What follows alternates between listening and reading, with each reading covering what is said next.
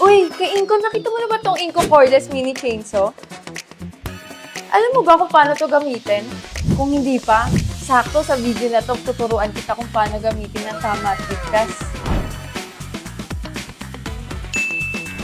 Ang Inko cordless mini chainsaw ay isang compact at powerful na tool.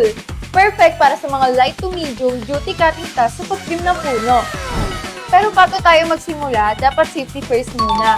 Para protektado tayo kapag ginamit natin to. Ayan, ready na tayo. Una, syempre, siguraduhin mong fully charge yung battery mo bago ka magsimula. Bago mo ito paandarin, lagyan mo muna ng langis. Recommended na gumamit ng 10W to 13 na oil. To turn it on, pindutin lang tong switch na to hanggang sa mag-green. Then pindot lang sa safety lock button. Sabay pindot sa trigger.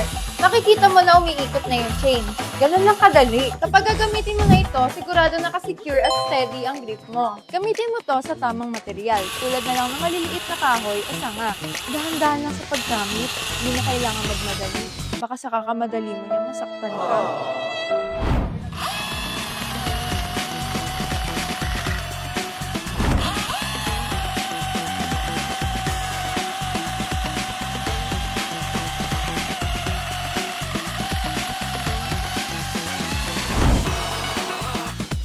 O diba, ang dali lang gamitin, safe, convenient, at perfect kahit na beginner ka man o pro na. Nice!